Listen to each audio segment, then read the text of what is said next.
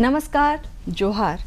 हम फिर हाजिर हैं स्वास्थ्य की जागरूकता पर आधारित कार्यक्रम स्वस्थ भारत के एक नए अंक के साथ, जहां आज हम चर्चा करने वाले हैं मधुमेह रोग से संबंधित सावधानियां एवं उपचार के संबंध में। आज इस कार्यक्रम में इस संबंध में जानकारी देने के लिए हमने अपने स्टूडियो में आमंत्रित किया है CGHS रांची के मुख्य चिकित्सा पदाधिकारी डॉक्टर हिमालय झा को। डॉक्टर हिमालय, आपका हमारे कार्यक्रम में स्वागत है। और सबसे पहले जानना चाहेंगे कि मधुमेह की बीमारी होती क्या है एवं इसको साइलेंट किलर क्यों कहा जाता है। सबसे पहले मधुमेह एक बीमारी नहीं बल्कि बीमारियों का समूह है जी। जिसे मेटाबॉलिक सिंड्रोम कहते हैं, और ये आइदर इंसुलिन की कमी या इंसुलिन के रेजिस्टेंस या ग्लूकागॉन के सिक्रीशन ज़्यादा होने से होता है, जिसमें हमारे ब्लड शुगर का लेवल जो है वो बढ़ा हुआ रहता है। और साइलेंट किलर इसलिए है कि कभी कभी क्या होता है कि डायबिटीज़ पता लगने से पहले ही हमारे कई ऑर्गन प्रभावित हो जाते हैं, जैसे आँख, किडनी, हृदय, मस्तिष्क की धमनियाँ, आर्टरीज, तो पता नहीं चलता है। इसलिए इसको जब डायग्नोज करते हैं उस समय तक कई बीमारियां और उसका दुष्प्रभाव दिखने को मिलता है, इसलिए इसे साइलेंट किलर कहते हैं। अब है कि कब डायग्नोसिस मधुमेह का कैसे करते हैं, दो टर्म जानना होगा। एक प्री डायबिटिक एंड डायबिटिक, एक क्लासिफिकेशन है, अमेरिकन डायबिटिक एसोसिएशन का भी है, विश्व स्वास्थ्य संगठन का भी है, कि कैसे जाने कि हम डायबिटिक हैं।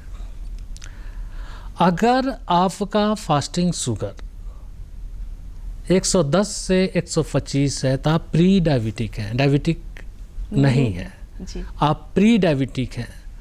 और इस फास्टिंग शुगर लेवल अगर आपका पोस्ट पेरेंडियल खाने के बाद वाला जो 2 घंटे के बाद वाला वो अगर 140 से 199 है तो प्री डायबिटिक कहते हैं।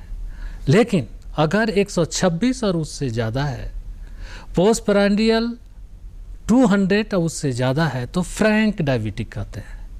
तो दो टर्म है, प्री डायबिटिक, फ्रैंक डायबिटिक। तीसरी बात यह है कि इसके साथ एक और है कि अगर रैंडम शुगर, अच्छा जो हम फास्टिंग भी नहीं करते, फास्टिंग का डिफिनीशन है कि 8 आवर फास्टिंग शुगर के केस में जी। और कोलेस्ट्रॉल के केस में 8 आवर्स की फास्टिंग नहीं, 12 to 14 आवर की फास्टिंग है। तो फास्टिंग है, लेकिन दोनों का डिफिनीशन अलग है जी।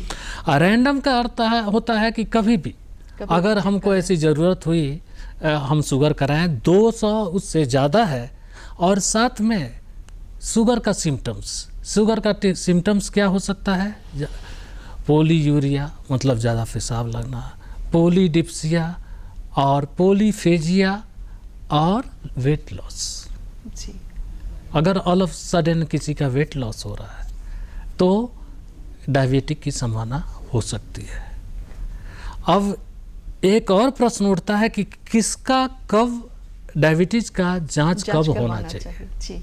अगर अमेरिकन डायबिटिक एसोसिएशन की बात हम मान के चलते हैं, WHO की बात को मान के चलते हैं, तो अगर आपको सिम्टम्स नहीं है, रिस्क फैक्टर नहीं है, हाई रिस्क फैक्टर डायबिटीज़ के नहीं है, तो 35 के एज में हम डायबिटीज़ का फर्स्ट जांच कराते हैं। अगर हम सिम्टम नहीं है, हाई रिस्क ग्रुप नहीं है, कोई ऑपरेटिव प्रोसीजर में नहीं जा रहे हैं, कोई कॉम्प्लिकेशन नहीं है, तो 35, क्योंकि पहले लोग 45 समझता था जी हाँ।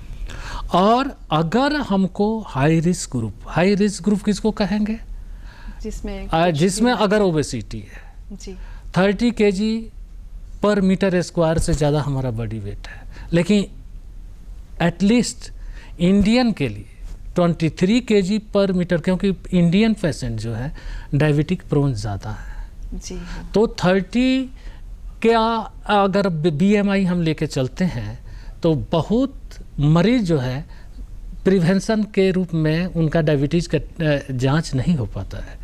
और देखा गया है कि 23 से ही ज़्यादा अगर बॉडी मास इंडेक्स है, बॉडी मास इंडेक्स मतलब वेट इन केजी वटा जो हाइट है मीटर स्क्वायर, तो वहीं जो वैल्यू है वो नॉर्मली ओवर वेट कहते हैं जब 30 से ऊपर होता है, लेकिन इंडियन पेशेंट में 23 एबव उसको ओवर वेट कहते हैं।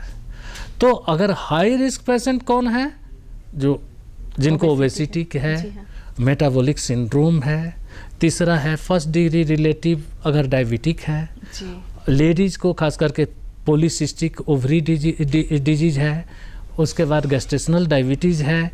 तो इस कंडीशन हाई रिस्क जिसका बॉडी मास इंडेक्स 25 से ज़्यादा है विदेशों के लिए, और इंडियन के लिए 23 से ज़्यादा है, और पुराने डिफिनीशन के 30 से ज़्यादा है, 30 kg पर मीटर स्क्वायर। तो इनका डायबिटिक जांच इरिस्पेक्टिव ऑफ एज करना है, क्योंकि ये हाई रिस्क वल्नरेबल ग्रुप है, इनको ज़्यादा होने की संभावना है।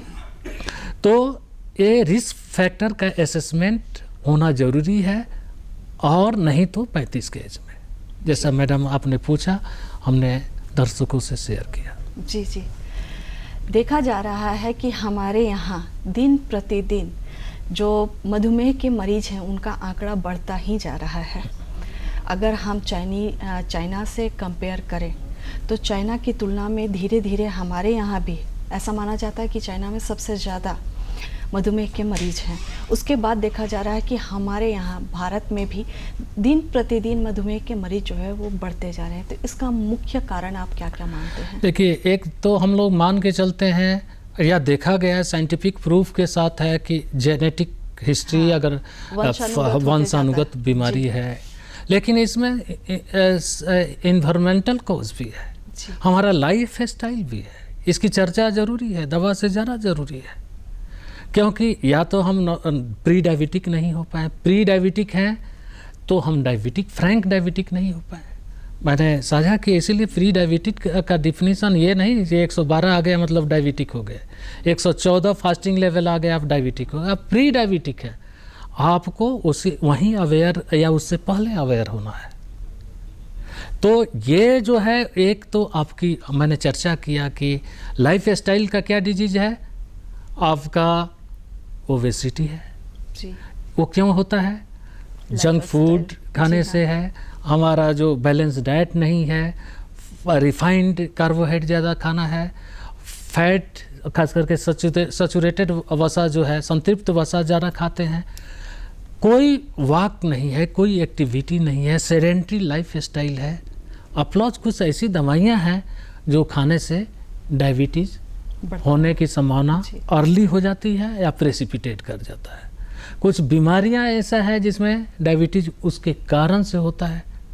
तो ये कई कारण है जो कि डायबिटिक फ्रैंक डायबिटिक बनाते हैं, और इस पर लाइफ स्टाइल का ये कुछ चर्चा करेंगे कि अगर और क्या क्या रिस्क फैक्टर है डायबिटीज़ का। अगर आपका ट्राइग्लिसराइड 150 से ज़्यादा है, एचडीएल कोलेस्ट्रॉल 35 से ज़्यादा है, कम है, और बीपी आपका 130/85 से ज़्यादा, तो आप हाई रिस्क ऑफ डायबिटिक इसमें भी है।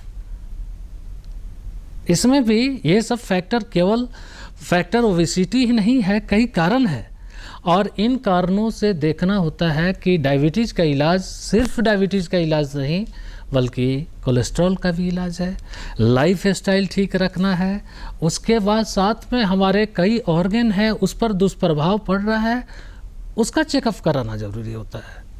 हमने चर्चा किया कि लिपिड प्रोफाइल 14 घंटे फास्टिंग में दोनों तरह का टेस्ट होता है, फास्टिंग लिपिड प्रोफाइल भी करते हैं, और कुछ उसका कंपोनेंट है जो कि नॉन फास्टिंग भी हम कराते हैं। तो ये जानना, और शुगर में 8 आवर्स की ही फास्टिंग सफिशिएंट है। तो ये रिस्क फैक्टर्स का असेसमेंट जानना ज़रूरी है, और इस पर आपको चर्चा करेंगे। 2 ट्रायल्स हैं diabetes prevention programme.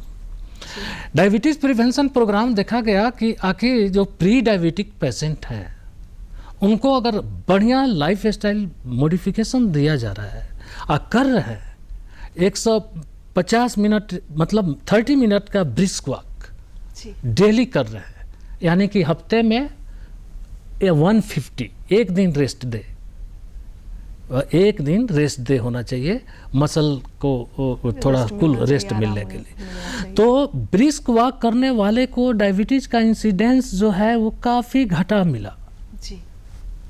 At least 50 to 58% reduction मिला, जो कि प्री डायबिटिक फ्रैंक डायबिटिक नहीं हो सके। और दूसरा ग्रुप में देखा गया जिसमें लाइफ स्टाइल और मेटफॉर्मिन, और एक ग्रुप मेटफॉर्मिन दिया गया, तो मेटफॉर्मिन वाले का उतना प्रभावित नहीं रहा जितना लाइफ स्टाइल मॉडिफिकेशन का। जी। दूसरा नर्सेज हेल्थ स्टडी है, उसमें देखा गया कि जो नर्सेज अपना लाइफ स्टाइल बढ़िया से ब्रिस्क वॉक कर रही हैं, बढ़िया डाइट, उनको ओवरऑल हार्ट का रिस्क कम है, डायबिटीज का रिस्क कम है। इसलिए prevention is better than cure. जी। डायबिटीज में हमें प्रिवेंशन डे फर्स्ट से डायबिटीज यानी कि प्री डायबिटिक के स्टेज से पहले से ही शुरू करना है। जी। अब प्री डायबिटिक में किसी तरह शुरू कर देना है।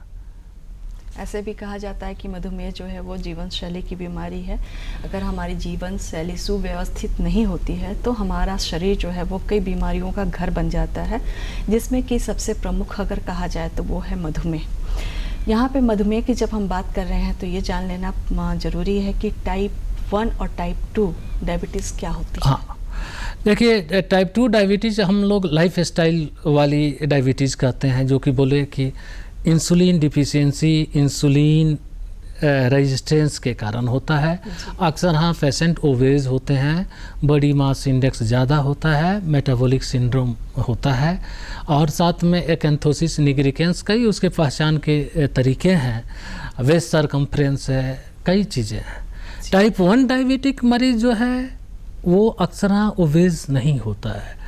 इसलिए नहीं होता है कि वो हमेशा इंसुलिन डिफिशियंसी से होता है। जी। इंसुलिन उसके शरीर में नहीं के बराबर रहता है, तो क्या होता है ग्लूकोज का लेवल बढ़ा हुआ आता है, और उसमें ये क्लासिकल सिम्टम्स मिलते हैं जो बोलते हैं जो ज़्यादा भूख लगना, ज़्यादा प्यास लगना, बार बार खाना, और वेट लॉस। वो बच्चों को होता है। पहले था एक रफ डिफिनेशन था 25 के नीचे का प्री टाइप 1 डायबिटिक होता है, 25 के ऊपर का एज टाइप 2, लेकिन उसके लिए हम एक एस्टिमेशन करते हैं, सी पेप्टाइड का एस्टिमेशन। जी। वो रांची में भी हो रहा है। तो सी पेप्टाइड के एस्टिमेशन से हमें पता चल जाता है, और इंसुलिन का लेवल भी देखते हैं। जी। टाइप 2 डायबिटिक में शुरुआत में अगर आपको ग्लूकोटॉक्सिसिटी नहीं है, ग्लूकोटॉक्सिसिटी में इतना ग्लूकोज बढ़ा हुआ है कि आपका जो इंसुलिन बना हुआ वो भी रिलीज नहीं हो रहा है, जी। उस कंडीशन में इंसुलिन की ज़रूरत उसमें भी शुरुआत में पड़ती। लेकिन टाइप 1 डायबिटिक के मरीजों को शुरुआत से इंसुलिन देना पड़ता है, वो इंसुलिन डिपेंडेंट है, इंसुलिन उनको देना पड़ता है। और उनकी पहचान जो है अक्सर 25 साल के कम एज ग्रुप में है, कुछ अपवाद सहित बाद में भी होता है। और टाइप 2 डायबिटीज़ अक्सर 25 के बाद होता है, और ये मरीज मेटाबॉलिक सिंड्रोम का जो सिम्टम है टाइप 2 डायबिटीज़ में होता है, और type 1 diabetic lean and thin होते हैं, क्योंकि ग्लूकोज बढ़ा रहने से ऑस्मेटिक इफेक्ट से जो होता है वेट लॉस ज़्यादा होता है। जी। हमारा ग्लूकोज यूरिन से निकलता है, और क्लासिकल सिम्टम्स ऑफ डायबिटीज उसमें देखने को मिलता है। ये मोटा मोटी दर्शकों के लिए ये टाइप 1 और टाइप 2 डायबिटीज़ का डिफरेंस हमने बताया। जी। जी। आपने अपनी चर्चा के क्रम में बताया कि मधुमेह जो है वो कई अंगों को प्रभावित करता है, जिसमें हमारा मस्तिष्क भी है, जिसमें हमारी आंखें भी हैं, जिसमें हमारी किडनी भी है, और कई बार ऐसा भी देखा जाता है कि वो हमारे शरीर के कई अंगों में घाव के रूप में भी निकलता है। उसके बारे में हमारे दर्शकों को सबसे पहले 2 चीज़ जानना जरूरी है, एक माइक्रोवास्कुलर डिस्फंक्शन और मैक्रोवास्कुलर डिस्फंक्शन। माइक्रो और मैक्रो, बड़ा वेसल्स और छोटा वेसल्स। हमारा रेटिना अफेक्टेड होता है, हमारा किडनी अफेक्ट होता है, ये माइक्रोवास्कुलर है, माइक्रोवास्कुलर। हमारा हार्ट की आर्टरी, ब्रेन की कैरोटिड आर्टरी, पेरिफेरल आर्टरी, पाँव की आर्टरी, बड़ी आर्टरी है, इसको बोलते हैं मैक्रोवैस्कुलर डिजीज, बड़ी आर्टरी की डिजीज। दोनों तरह के वेसल प्रभावित होते हैं। अब है कि डायबिटीज कंट्रोल होने से हमें आँख पर, हर ऑर्गन पर बचाव है। इवन आपको कौन ऑर्गन, नेल अफेक्टेड होता है, स्किन अफेक्टेड, कोई भी ऐसा ऑर्गन नहीं है जो डायबिटीज से नहीं अफेक्टेड होता है, सब ऑर्गन का। लेकिन मोटा मोटी माइक्रो और मैक्रो करके क्लासिफाई किया गया है। डायबिटीज कंट्रोल होने से, कंट्रोल का मतलब अगर आपका हीमोग्लोबिन A1C अराउंड 6.5 यानी कि 7 के नीचे, खास करके अगर कुछ पेशेंट है एल्डरली और बहुत सिक मरीज में उतना 6.5 लाने की ज़रूरत नहीं पड़ती है, उसको 7 से ऊपर ही रखते हैं क्योंकि रिस्क ऑफ हाइपोग्लाइसीमिया ज़्यादा होता है उसमें। तो अक्सर हम लोग टारगेट जो है 6 और 6.5 के बीच में रखते। तो देखा गया है, कई ट्रायल्स हुए हैं, UKPDS ट्रायल है, उसके बाद DCCT ट्रायल है और कई ट्रायल हैं जिसमें देखा गया है कि माइक्रोवास्कुलर डिसफंक्शन यानी कि किडनी और रेटिना ग्लूकोज कंट्रोल से कम प्रभावित होता है। लेकिन माइक्रोवास्कुलर डिसफंक्शन डायबिटीज से बेटर होता है, लेकिन उसके लिए आपको साथ में कोलेस्ट्रॉल, BP का भी ध्यान रखना पड़ता है। सिर्फ डायबिटीज के इलाज से हम पूरी तरह से माइक्रोवास्कुलर डिसफंक्शन को बचा नहीं पाते।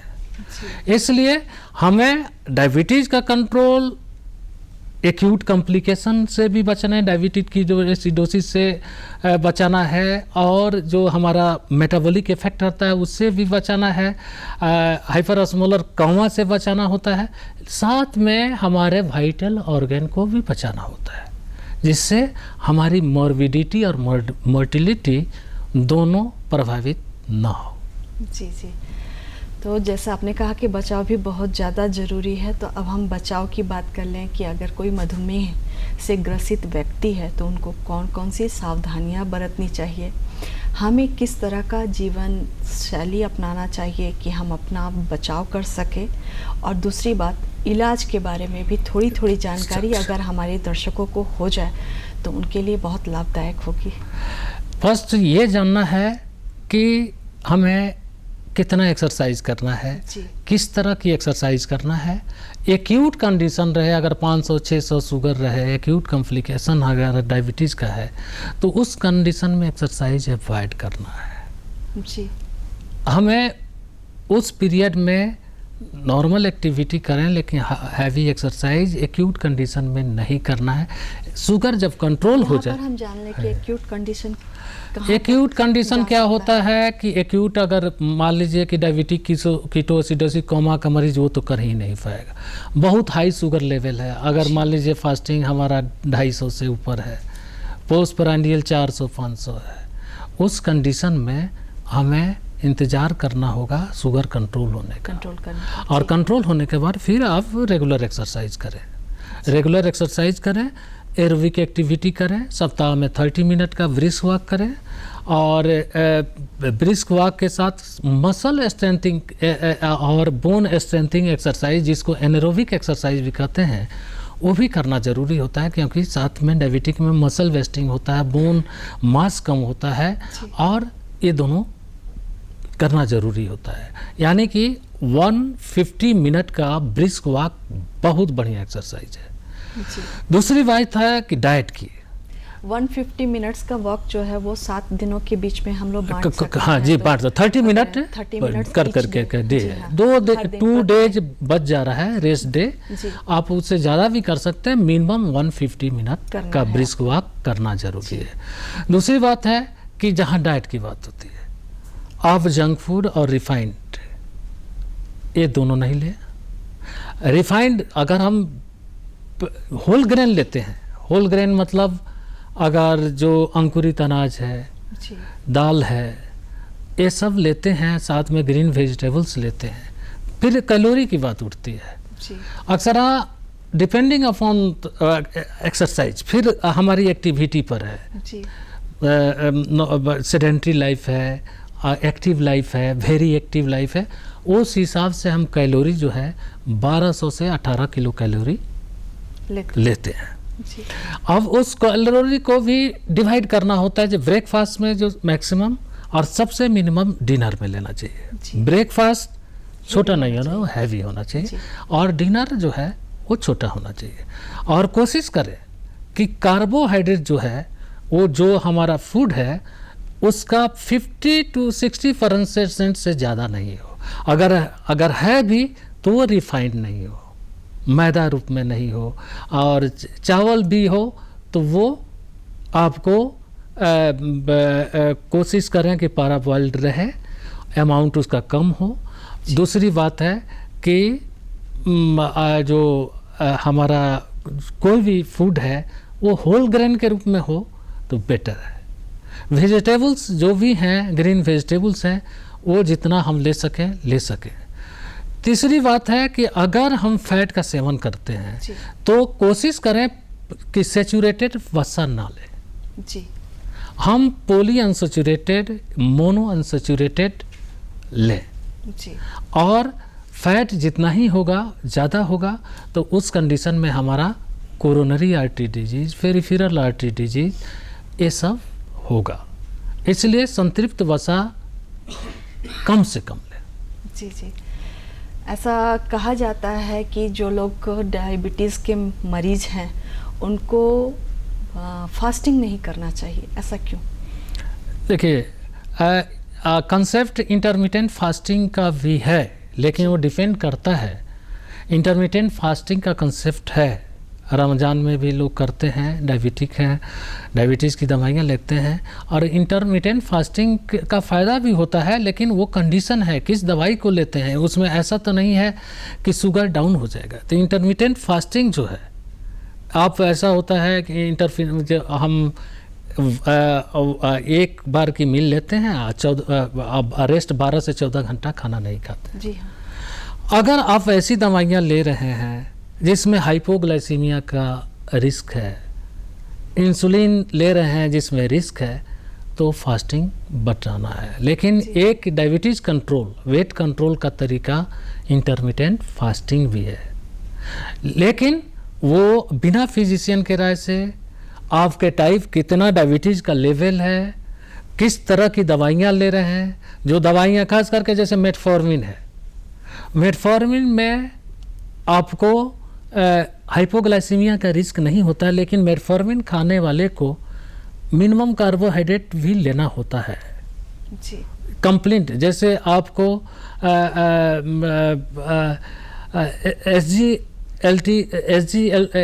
SGLT इनहिबिटर्स है, डापाग्लिफ्लोजिल है, इम्पाग्लिफ्लोजिल है। इस कंडीशन में भी फास्टिंग लेने से ना उसमें कीटोसिडोसिस होने का चांस, तो उसमें भी फास्टिंग अवॉइड करना चाहिए। उसमें शरीर में कार्बोहाइड्रेट होना चाहिए, ग्लूकोज की मात्रा होनी चाहिए। तो डिपेंड करता है कि आप अपने डायबिटोलॉजिस्ट से, अपने फिजिशियन से बात करें कि इंटरमिटेंट फास्टिंग हम इस अवस्था में ले सकते हैं कि नहीं तो इंटरमिटेंट फास्टिंग से अवॉइड करें। जी। जो मधुमेह के मरीज हैं और साथ ही साथ हृदय रोग के मरीज हैं, उनको क्या क्या सावधानियां बरतनी चाहिए? एक तो ये जानना है कि डायबिटीज़ में हृदय रोग का रिस्क जो है 2 to 4% बढ़ जाता है। सामान्य व्यक्ति के रिस्पेक्ट में हृदय घात की संभावना, हृदय की बीमारियों, हृदय घात की संभावना 2 से 4 पर बढ़ जाता है। जी।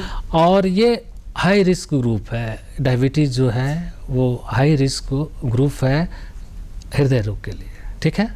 अब है कि इसमें सिर्फ डायबिटीज़ कंट्रोल से नहीं होगा, हमारा हाइपरटेंशन कंट्रोल होना चाहिए। इसमें आपका कोलेस्ट्रॉल, खास करके LDL कोलेस्ट्रॉल, स्मॉल डेंस जिसको बोलते हैं इंडियन में, क्या होता है, ट्राइग्लिसराइड बड़ा होता है, HDL कम होता है।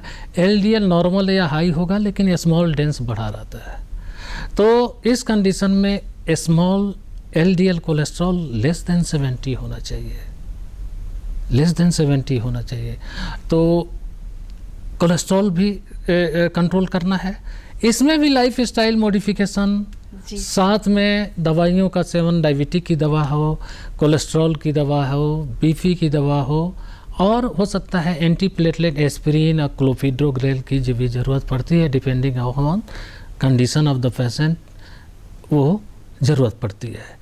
तो ये life style, diet plus medicine, ये डायबिटीज़ और हृदय के मरीजों को दोनों को ज़रूरत पड़ती है। जी जी, हम कह सकते हैं कि अपने आप को स्वस्थ रखना है तो जीवन शैली में परिवर्तन करना होगा, और हमारी जो जितनी कैलोरी हम लेते हैं हमें प्रयास करना होगा कि शारीरिक श्रम से उतनी कैलोरी को हम बर्न कर सकें। डॉक्टर हिमालय, आप हमारे बीच में आए और मधुमेह से संबंधित महत्वपूर्ण जानकारी दी, इसके लिए आपका धन्यवाद। और हम अपने दर्शकों से लेते हैं विदा। जोहार।